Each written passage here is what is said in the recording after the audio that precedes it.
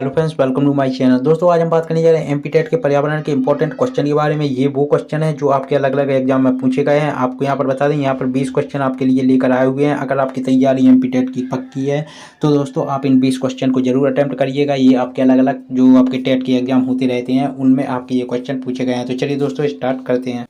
पहला क्वेश्चन आपका यहाँ पर है, वह आपको निम्नलिखित कथन दिए गए हैं, इन पर विचार करना है। तो एक बच्चे के समाजीकरण की प्रक्रिया परिवार से शुरू होती है। एक ऑप्शन ये है, एक बच्चा परिवार से अपनी संस्कृति सीखता है। एक बच्चा परिवार से सुख और दुख बांटना सीखता है। एक बच्चा परिवार से साथ रहना सीखता है। तो यहाँ पर ऑप्शन दिए गए हैं 1 और 2, 2 और 3, 1 3 4, 1 2 3 4। तो 1 3 4 नहीं है, इसका ऑप्शन आपका है 1 2 3 4। तो इसका राइट आंसर आपका ऑप्शन नंबर 4 हो जाएगा। इसके अलावा असम में किस प्रकार के घर पाए जाते हैं, ये क्वेश्चन आपको बताया। तो बांस और लकड़ी, पत्थर और लकड़ी, केवल लकड़ी और बहुमंजिली। तो इसका राइट आंसर है बांस और लकड़ी के आपके वन पाए जाते हैं। कहाँ पर? असम में। ये आपको ध्यान रखना है। सॉरी, अब घर पाए जाते हैं आपके कहाँ पर? असम में। इसके अलावा अगला क्वेश्चन आपका यहाँ पर है, वह लाइकेन वायु प्रदूषण का एक प्राकृतिक संकेतक है। लाइकेन के संबंध में आपको सही कथन बताना है। यहाँ पर ऑप्शन दिया गया है, यह सहजीवी संबंध में दर्शाते हैं, यह शैवाल और जीवाणुओं से बने होते हैं, यह SO2 के प्राकृतिक संकेतक हैं, यह नाइट्रोजन स्थिरीकरण में भी मदद करते हैं। तो इसका राइट आंसर है आपका यहाँ पर, यह सहजीवी संबंध भी दर्शाते हैं और यह आपके SO2 के प्राकृतिक संकेतक हैं। तो इसका राइट आंसर ऑप्शन नंबर। अगला क्वेश्चन है आपका यहाँ पर, निम्नलिखित में से कौन सा सरीसृप नहीं है? तो सांप, केंचुआ, मगरमच्छ और छिपकली। तो इसका राइट आंसर है केंचुआ जो है वह आपका सरीसृप नहीं है। बाकी सब आपके क्या है? सरीसृप है। ये आपको ध्यान रखना है। यहाँ पर अगला क्वेश्चन है, लिंग हू फेन हांगकांग में रहने वाले लोगों द्वारा खाया जाने वाला एक व्यंजन है। आपको बताना है यह किससे बनता है। तो यह बनता है आपका किससे? यह बनता है आपका सांप से। यह आपको ध्यान रखना है। इसके अलावा अगला क्वेश्चन यहाँ पर आपका पूछा गया था, निम्नलिखित में से कौन सा एक अपभ्रासी रोग को बोलते हैं डीजेनरेटिव रोग। यहाँ पर ऑप्शन दिया गया है क्वाशियोरकर। इसके बाद संधिरोध को बोलते हैं आर्थराइटिस। संविभ्रम को बोलते हैं पैरानोया। यहाँ पर मैं लिख देता हूँ पैरानोया। इसके अलावा यहाँ पर आपका दांत कोश का अरक्तता, इसको आपका क्या बोलते हैं? इसको सिकल सेल एनीमिया बोलते हैं। तो दोस्तों, इनमें से आपको बताना कौन सा इसका राइट आंसर है। तो डीजेनरेटिव रोग आपका है पैरानोया। ये आपको ध्यान रखना है। इसके अलावा अगला क्वेश्चन आपका यहाँ पर पूछा गया है कि निम्नलिखित में से कौन ग्रामीण क्षेत्रों में पटवारी की भूमिका नहीं है। तो ग्रामीण क्षेत्रों में कौन सी पटवारी की भूमिका नहीं है? तो यहाँ पर ऑप्शन है भूमि मापना, भूमि के रिकॉर्ड रखना, नागरिक विवादों को निपटाना, इसके अलावा गाँव के रिकॉर्ड अपडेट करना। तो इसका राइट आंसर आपका क्या है? इसका राइट आंसर आपका क्या है? वह है आपका नागरिक विवादों को निपटाना। यह पटवारी का काम नहीं है। बाकी भूमि मापना, भूमि के रिकॉर्ड रखना, ये सब काम पटवारी के होते हैं। इसके अलावा अगला क्वेश्चन है, निम्नलिखित में से कौन कृषि में उत्पादकता बढ़ाने का मार्ग है? तो यहाँ पर ऑप्शन है अकार्बनिक उर्वरक, नहर सिंचाई, सतत फसल गुणवत्ता बीज। तो यहाँ पर ऑप्शन है 2 3 4, 2 4, 1 3 4, 1 2 4। तो इसका राइट आंसर है आपका यहाँ पर 1 2 4। 1 2 4 जो है ये आपका राइट आंसर है। क्या क्या? अकार्बनिक उर्वरक और ये आपके नहर सिंचाई और गुणवत्ता बीज, ये सारे आपके कृषि में उत्पादकता बढ़ाने के क्या हैं दोस्तों? ये आपके क्या हैं दोस्तों?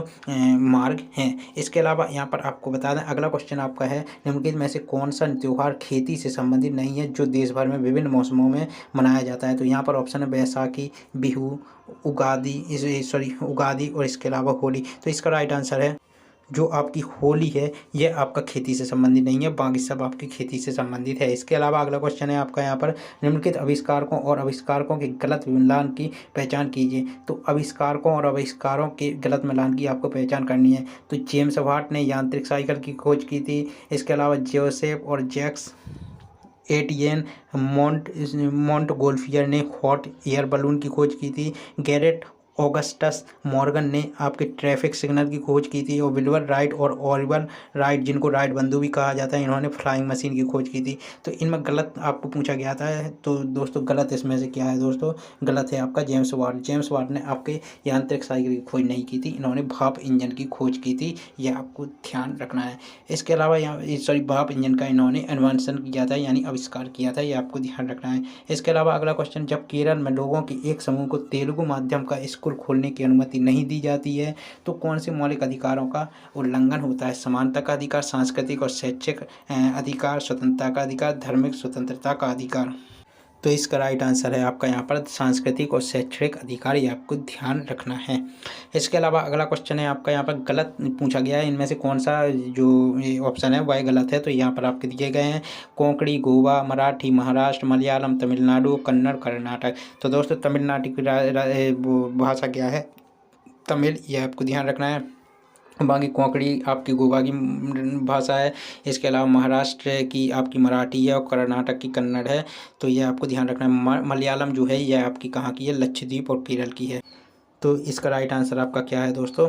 तमिलनाडु है। इसके अलावा अगला क्वेश्चन है आपका यहाँ पर, ये आपका यहाँ पर क्वेश्चन है अदिति अपने घर से उत्तर पश्चिम दिशा में गई। तो दोस्तों यहाँ पर आपको आपने अगर पढ़ा होगा तो आपको ध्यान होगा कि ये इस प्रकार का आपको मैप बनाना पड़ता है डायरेक्शन का, जिसमें आपका यहाँ पर ये आपकी पूरब दिशा होती है, ये उत्तर दिशा, ये आपकी पश्चिम दिशा, ये आपकी दक्षिण दिशा या साउथ डायरेक्शन होती है। तो यहाँ पर पूछा गया था कि अदिति जो है अपने घर से उत्तर पश्चिम दिशा में गई है। उत्तर पश्चिम दिशा में 30 मीटर चलती है। तो उत्तर पश्चिम दिशा में मतलब यहाँ से वो चली और यहाँ से वह उत्तर पश्चिम में 30 मीटर चली। उसके बाद वह फिर दक्षिण पश्चिम में 30 मीटर चली। तो दक्षिण पश्चिम में 30 मीटर, यहाँ मैं यहाँ पर बना देता हूँ, यहाँ पर 30 मीटर तो वो चली उत्तर पश्चिम में।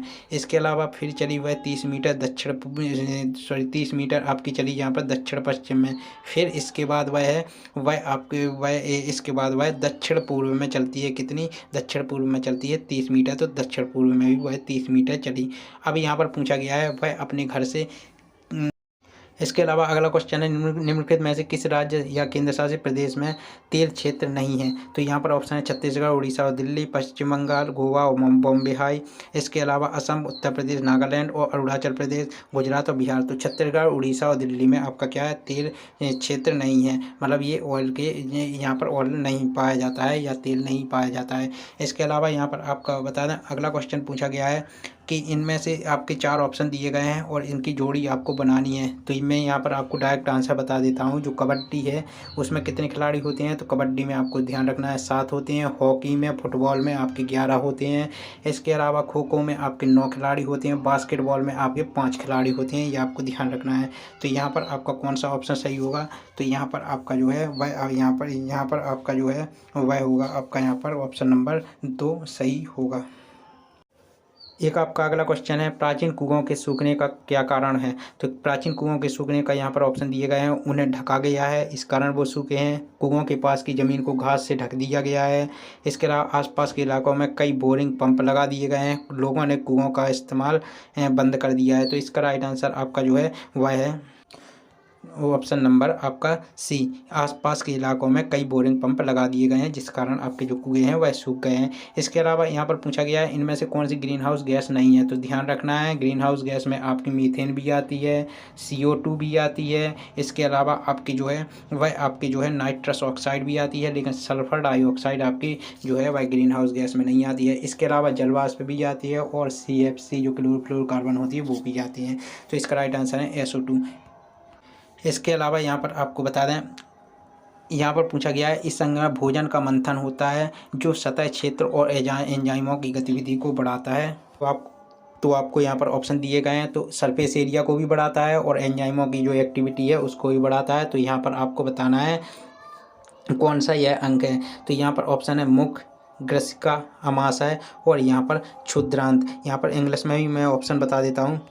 तो ऑप्शन यहाँ पर है एक आपका माउथ, इसके बाद आपका है ओसोफेगस, इसके अलावा आपका है यहाँ पर स्टमक, इसके बाद आपका है यहाँ पर स्मॉल इंटेस्टाइन। तो इसका राइट आंसर है स्टमक। स्टमक में क्या होती है आपका सरफेस एरिया भी बढ़ जाता है और इसके अलावा आपका क्या होती है एंजाइमों की एक्टिविटी भी बढ़ जाती है। तो ये आपको ध्यान रखना है। निम्नलिखित में से कौन पोषक तत्व प्रदान नहीं करता है लेकिन फिर भी भोजन का एक घटक है? तो यहाँ पर ऑप्शन है प्रोटीन, विटामिन, पानी और स्थूल खाद्य। तो इसका राइट आंसर है स्थूल खाद्य। स्थूल खाद्य आपके क्या होते हैं?